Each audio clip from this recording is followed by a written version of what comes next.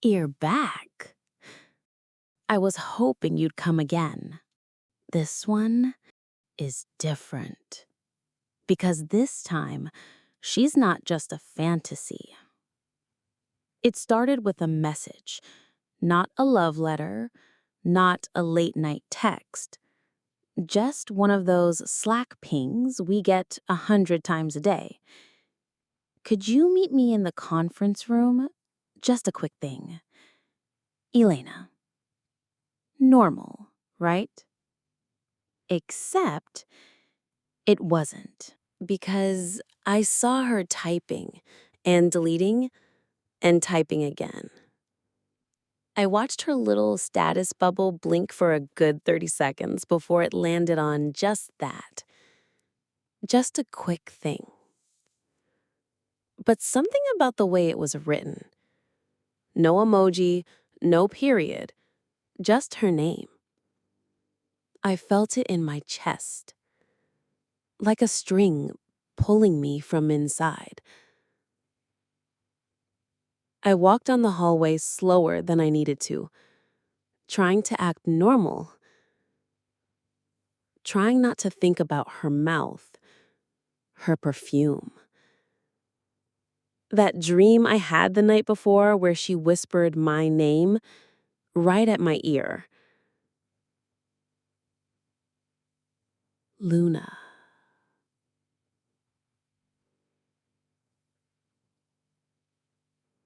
God.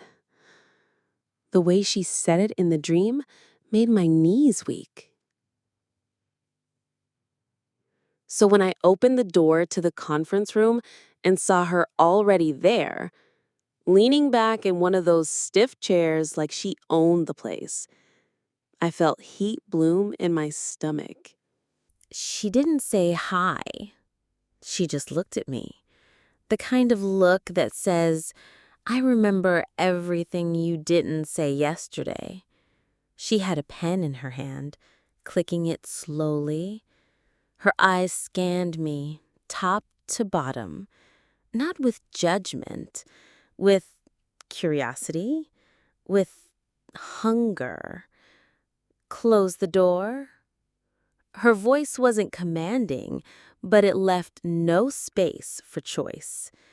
And I did. I closed it. The click echoed louder than it should have. Now it was just us, and silence, and that tension, thick like smoke. She got up and walked behind me. No reason, no explanation, just the soft sound of her heels against tile and the scent of her perfume brushing over me like silk. And then I felt it, her fingers grazing my shoulder. Barely, but enough. Enough for every inch of my skin to light up like a secret. You've been quiet lately, she said. So have you, I whispered. I didn't turn around. I didn't need to, because she stepped closer, close enough that I could feel the heat of her breath near my neck. Is it me? She asked. Am I the reason you can't focus? I swear she smiled when she said it. She knew. She knew. My heart was pounding now, but my voice came out softer than ever. Maybe. There was a pause, a moment so full of electricity. It felt like thunder was about to strike. Good, she said. Good. She walked slowly back around, sat on the edge of the table, and looked at me. Not with affection. Not even with affection disguised as professionalism. With intention. You fantasize about me. There it was, out loud, no hiding, and all I could do was nod. You imagine what I'd sound like if I leaned in closer, what I'd do if I whispered your name again, what I'd say if we weren't at work. I bit my lip hard. She leaned in, so close I could feel the shape of her breath tracing the curve of my jaw. But she didn't kiss me. That's the thing about fantasy, she whispered. Sometimes not touching is even more delicious. I think I stopped breathing. And then she stepped back, come to the break room. After hours. That was all she said.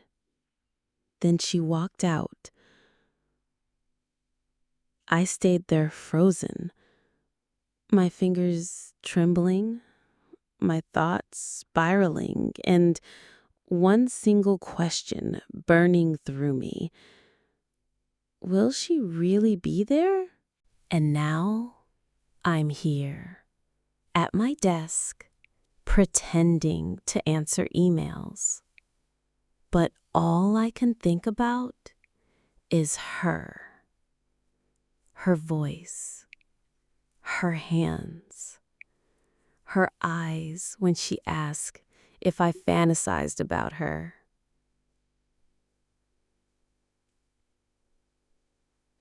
The way she made desire feel like a shared language instead of a secret. So tonight, if you're listening to this while thinking about her, whoever she is, that coworker who brushes past you a little too close, the one whose texts linger longer than they should, the one who knows when you're distracted and why, let yourself feel it. The ache, the want, the maybe. Because maybe, just maybe, she's thinking about you too. I'll let you know what happens after hours, if she shows up, if I do. Until then, you can imagine with me. Good night.